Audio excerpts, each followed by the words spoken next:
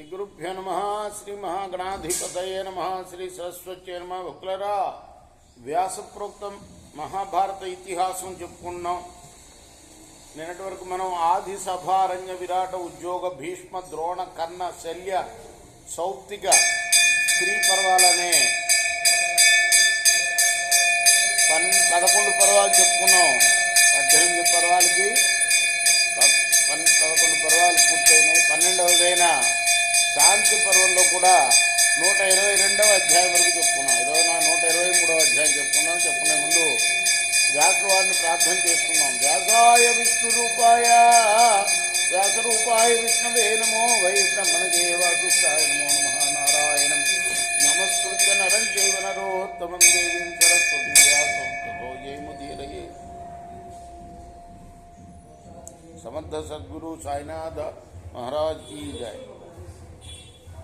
युधिष्ठिर उवाच तात धर्मार्थ कामानां श्रोतुमिच्छामि निश्चयम् लोकयात्रा हि कात्स्येन तिष्ठेत्केषु तु प्रतिष्ठिता धर्मार्थ कामा किं मूलः त्रयाणां प्रभवश्च कः अन्योन्यं चानुषज्यन्ते वर्तन्ते च पृथक् पृथक्.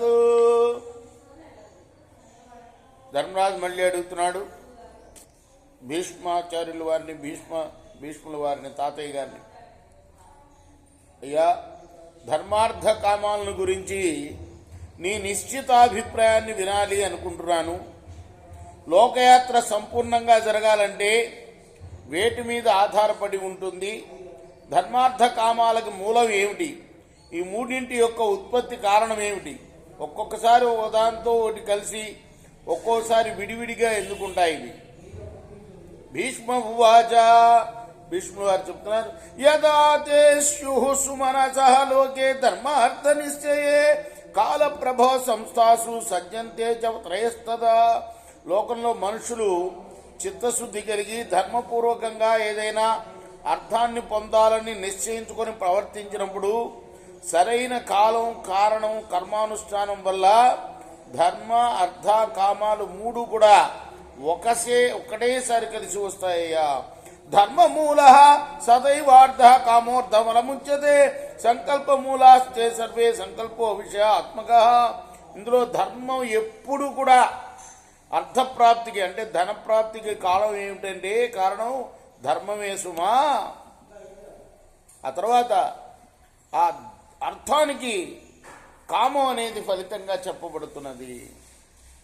డబ్బు సంపాదించడానికి ధర్మం కారణమైతే మరి కోరిక సిద్ధించడానికి అర్థం కారణం. అర్థం అంటే ధనం కారణం. ఈ మూడింటికి మూల కారణం ఏమిటయ్యా అంటే సంకల్పం. సంకల్పం అంటే విషయ రూపమే సుమా. విషయాశ్చైవ కాత్స్యేన సర్వ ఆహార సిద్ధయే మూలమేతత్త్రివర్గస్య నివృత్తిర్మోక్త ఉచ్యతే. విషయాలన్నీ సంపూర్ణంగా ఇంద్రియాల ఉపభోగం కోసమే. ఇదే ధర్మార్థ కామాలకు మూలం. దీని నుండి మరలడమే మోక్షం. దీని నుండి మరలడం దాన్నే మోక్షం అంటారు. విషయాశ్చైవ కాత్స్యేన అదే త్రిగుణాతీత స్థితి అని చెప్తారు భగవద్గీతలో కూడా.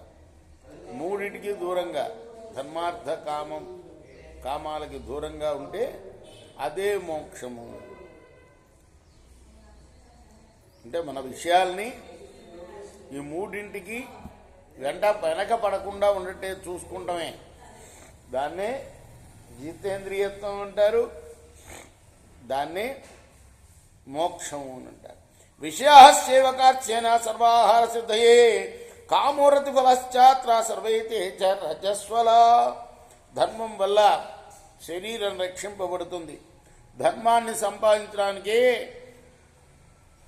అర్థం యొక్క ఆవశ్యకత అని చెప్తారు. కామానికి ఫలం ఏమిటయ్యా అంటే రతి. అవన్నీ కూడాను రజోగుణమయాలే.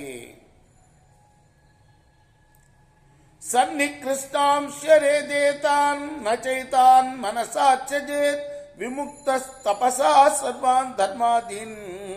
కామనైష్టికాని ధర్మాదులు సమీపవర్తులై అంటే వాస్తవికంగా తనకు మేలు చేసేవిగా ఉండాలి. ఆ రూపంలోనే వాటిని సేవించాలి.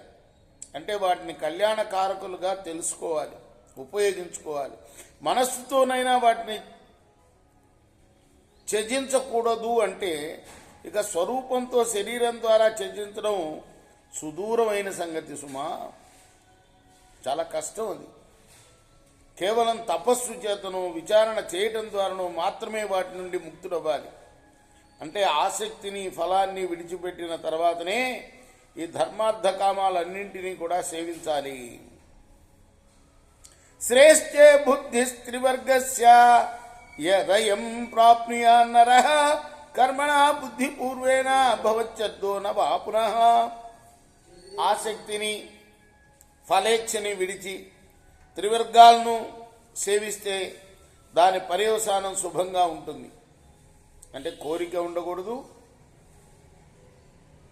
ఈ పని కావాలి నాకు ఇది అనే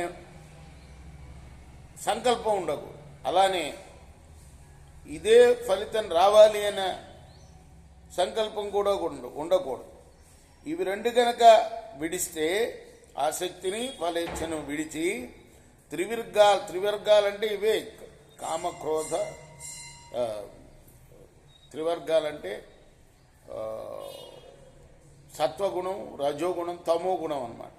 వీటిని సేవిస్తే దాటి పర్యవసానం శుభంగానే ఉంటుంది.